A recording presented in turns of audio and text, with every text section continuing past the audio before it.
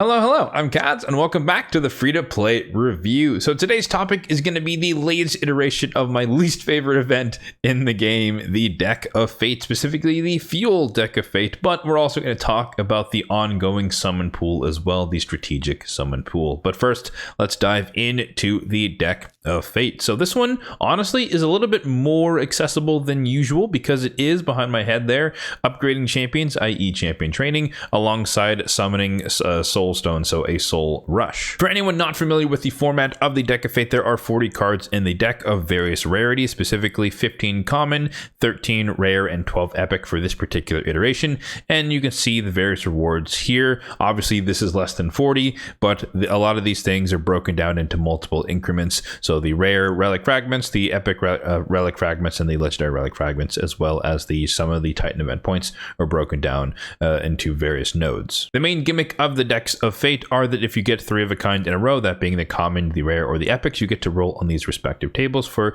potentially juicy rewards. In this particular version of the Deck of Fate does feature the pinning feature, meaning that you can pin a streak of rare or epic cards, and thus you are guaranteed to get one of those depending upon how you flip them. So if you pin a rare and you get 2 rares subsequently later, even if you get some uncommon or you get some common cards in the middle, you will still get a 3 streak credit for that rare. However, if you do get an epic, then you will reset the streak and you'll probably want to pick the epic streak instead of the rare streak, just because the epic table is a little bit better than the rare table. So kind of have to pick and choose there. But nonetheless, there is a chance that you could get 3 rares in a row, or a much higher chance that you can get 3 rares in a row, and you're practically guaranteed as long as you flip enough of the cards to get 3 epics in a row. So then we come down here to the bottom section where we can see that it's champion training alongside a Soulstone Rush, and it's a pretty decent Soulstone Rush. It's not the best we've ever seen. The best is a slightly higher points than these, but this is going to be 90 points for mortals, 900 for immortals, and then 4,500 for eternals, the top being 100, 1,000, and 5,000. So 90% of the peak value. So it's not the worst, but it's definitely not the best. On top of that, to make it a little bit more interesting, there is also a boosted rates going on in the Altar of Souls. However, it is solely for 5-star, 6-star perfect souls, and it's only on the immortal Soulstone. So these have a lot more power in this particular instance. So if you do happen to have enough of them, i.e. 45 immortals, then you could flip every card in the deck. But again, keep in mind that there is going to be the big section of it that it can be done by champion training, and we do have, I think, 4 days to work on this. So you can definitely mix and match to make sure that you get whatever you're going for from the Deck of Fate. Really quickly, let's hop over to the spreadsheet so we can see the same information in a slightly more digestible format. This will be linked in the description box down below if you'd like to see a copy of this for yourself.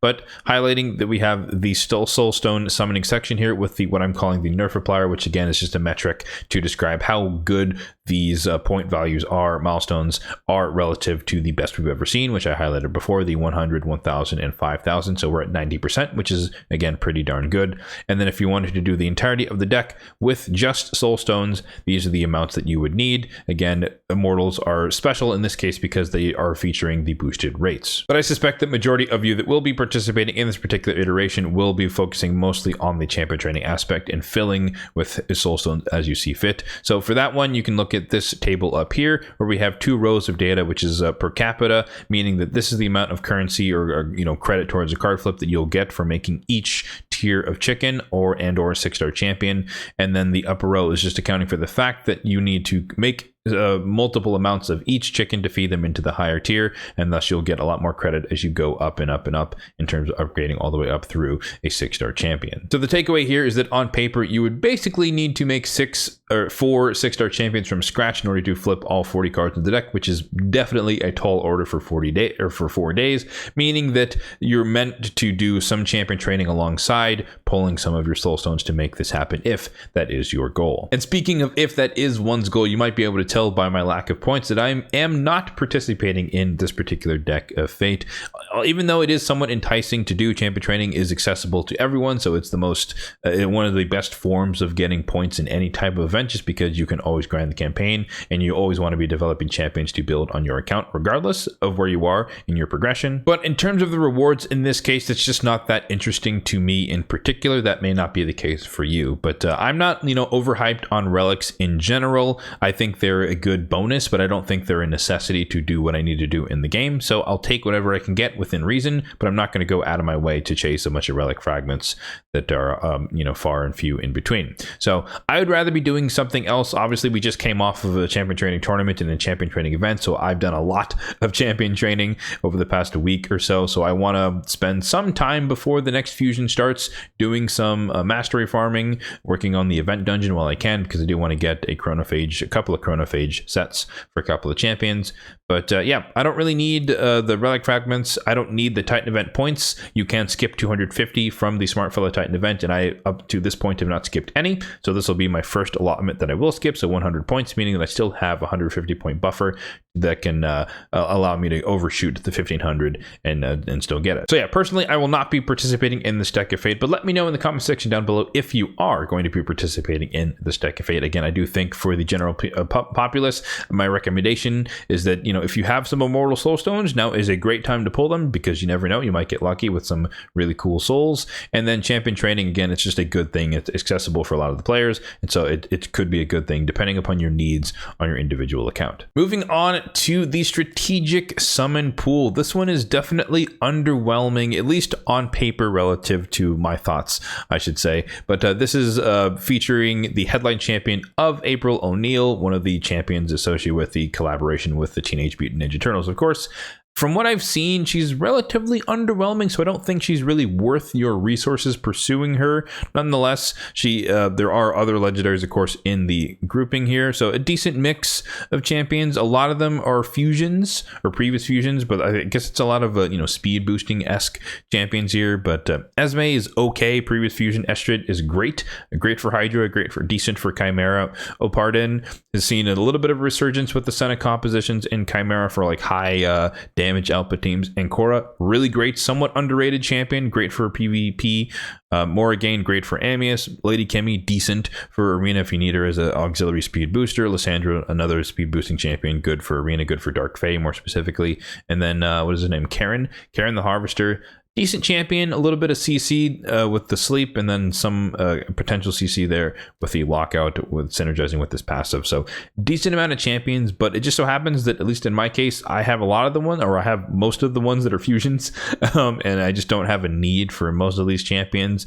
And then again, April is just not that enticing to me. But getting ahead of ourselves a little bit here, for the Prism Summon or Prism Shard here, we do have the pretty standard rates at this point. 6% chance to get a legendary, 94% chance to get an epic, i.e. effectively a sacred shard, 40 fragments for one summon, and we can earn ourselves an air quotes free summon 40 fragments from the Gear Ascension tournament that is going on right now. In terms of the highest likelihood outcome, the 94% chance to get an epic, you have a decent mix of epics here. G-Mancer, arguably one of the best PvE epics in the game as far as dealing damage. Aox, remember, decent as well, decent pairing between those two, especially for Iron Twins. Mordecai, one of the more accessible AoE HP burn. Granted, if you have a promo code and you're starting the game, you probably have him already. And then Achak the Wenderin is great for like spider progression.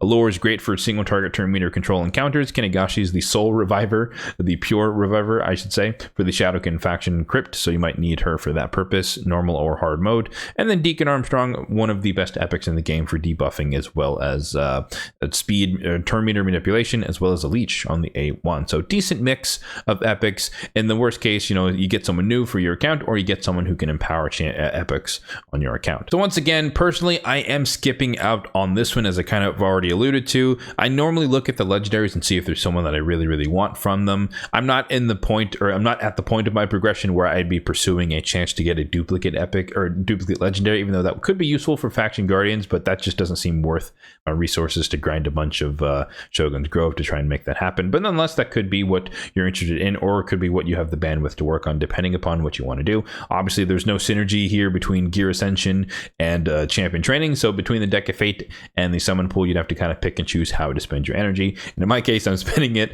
on neither. I'm focusing on the event dungeon, as I said earlier. So I'm not participating in this one, but I do recommend that if this is of your interest, either the epics or some of the legendaries, because you might be in a situation where you've been skipping fusions, or you don't have all of these champions necessarily, and that might be a little bit more enticing to you, or you just want to get April because she's exclusive to this event and she won't be in the champion pool after that, and you could shoot your shot depending upon how you want to play it. All right, so so that's going to do it for the free-to-play review of the Fuel Deck of Fate, as well as the Strategic Summon Pool. Be sure to let me know in the comment section down below what your plan is relative to these two events over the next 4 days is. If you do happen to be pulling some of your Soulstones, best of luck, and be sure to let me know as well in the comment section down below what you get from your Immortals and or Mortal Soulstones. As always, if you did find this video helpful, then be sure to hit that like button down below. It really does help out the channel, and also feel free to hit the subscribe button down below as well if you are enjoying the content overall on this channel for more content just like this one in the future. Thanks for watching and have a good one.